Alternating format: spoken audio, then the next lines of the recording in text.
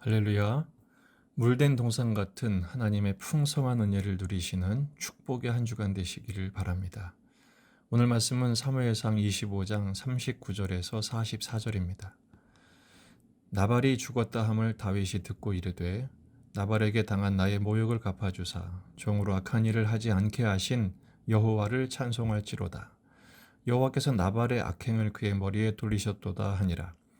다윗이 아비가일을 자기 아내로 삼으려고 사람을 보내어 그에게 말하게 하매 다윗의 전령들이 갈멜에 가서 아비가일에게 이르러 그에게 말하여 이르되 다윗이 당신을 아내로 삼고자 하여 우리를 당신께 보내더이다 하니 아비가일이 일어나 몸을 굽혀 얼굴을 땅에 대고 이르되 내 주의 여종은 내 주의 전령들의 발 씻길 종이니이다 하고 아비가일이 급히 일어나서 나귀를 타고 그를 뒤따르는 처녀 5과 함께 다윗의 전령들을 따라가서 다윗의 아내가 되니라.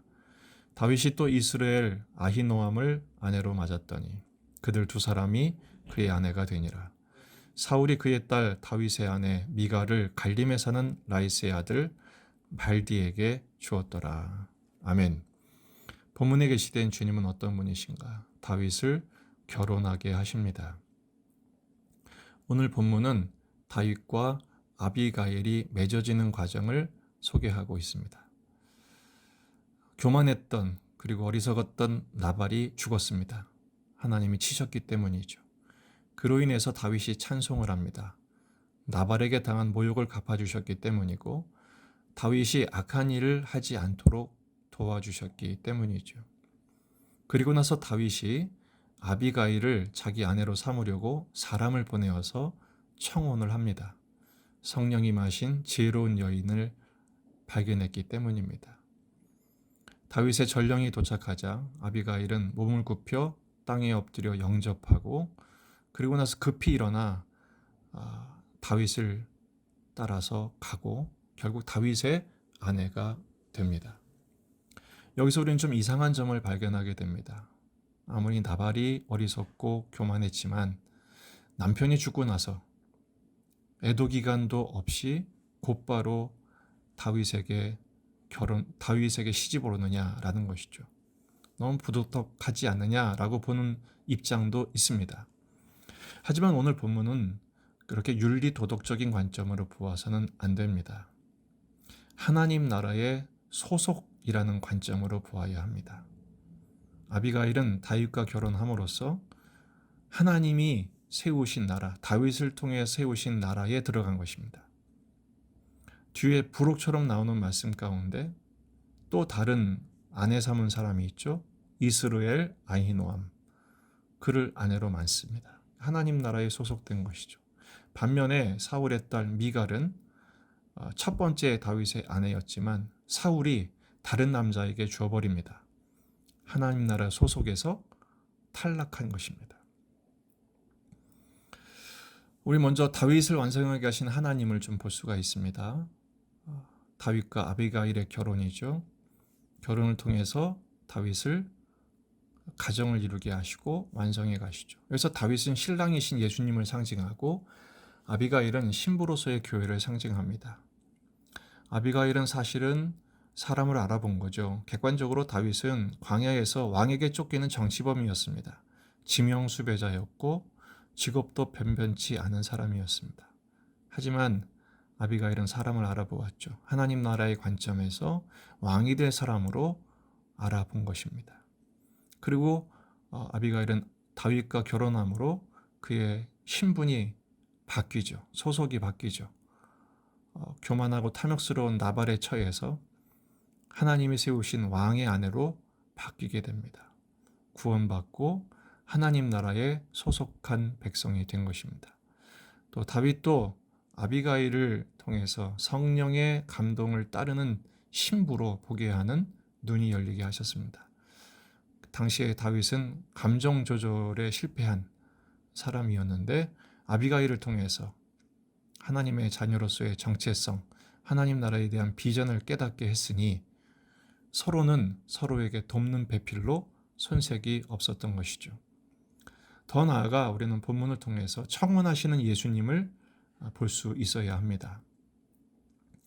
우리가 앞으로 맞이하게 될 하나님 나라는 사실은 결혼 잔치입니다. 계시록 19장 9절 천사가 내게 말하기를 기록하라 어린 양의 혼인 잔치에 청함을 받은 자들은 복이 있도다 하고 또 내게 말하되 이것은 하나님의 참되신 말씀이라 이렇게 말씀하시죠. 하나님 나라의 어린 양의 혼인 잔치에 우리는 신부로 초대함을 받았으니 이보다 더 큰 복이 없습니다. 복 중의 복이죠. 예수님은 이 땅에 말구유에 오신 볼품없는 아기 왕이셨습니다. 나사렛 예수죠. 하지만 그 예수님이 우리의 신랑 되기를 원하십니다. 그래서 우리는 기꺼이 신랑 되신 예수님의 신부가 되기로 작정하는 것입니다. 바로 예수님의 나라, 하나님의 나라에 속하기 위해서 예수님을 남편 삼고 그 예수님을 섬기기로 결단하는 것이죠. 거기서 구원이 나오고 그 구원받은 백성들을 교회 공동체, 예수님의 신부라 합니다. 그러면 신부는 또한 결혼을 준비해야 합니다. 계시록 19장 7절 8절 우리가 즐거워하고 크게 기뻐하며 그에게 영광을 돌리세 어린 양의 혼인 기약이 이르렀고 그의 아내가 자신을 준비하였으므로 그에게 빛나고 깨끗한 세마포 옷을 입도록 허락하셨으니 이 세마포 옷은 성도들의 옳은 행실이로다 하더라. 아멘. 혼인잔치를 위해서 신부가 준비해야 될 게 뭡니까? 빛나고 깨끗한 세마포 옷입니다. 첫째는 순결해야죠. 이 세상의 우상을 버리고 순결한 신부로 신랑이신 예수님만 섬기기로 자신의 신앙을 순결하게 유지해야 합니다. 두 번째는 씻음이죠. 깨끗한 세마포 옷이니까요. 성도들의 옳은 행실이죠. 어떻게 깨끗게 합니까? 에베소서 5장 26절 27절 이는 곧 물로 씻어 말씀으로 깨끗하게 하사 거룩하게 하시고 자기 앞에 영광스러운 교회로 세우사 티나 주름 잡힌 것이나 이런 것들이 없이 거룩하고 흠이 없게 하려 하심이라. 아멘. 예수님의 신부는 천국의 결혼식을 준비하는 교회입니다. 그 성도인 우리도 똑같은 준비를 해야 합니다. 순결한 주의 신부로 또 성결한 주님의 신부로 매일같이 물로 씻고 말씀으로 깨끗하게 하여 거룩한 존재로 자신을 단장하는 것이죠. 예수님의 그 인생의 최고의 축복의 자리인 어린 양의 혼인잔치에 초대받은 자로서 오늘 하루도 신부로서 자신을 단장하고 신랑이신 예수님을 사모하고 기대하는 축복의 날을 살아내시는 하루 되시기를 주의 이름으로 축원합니다.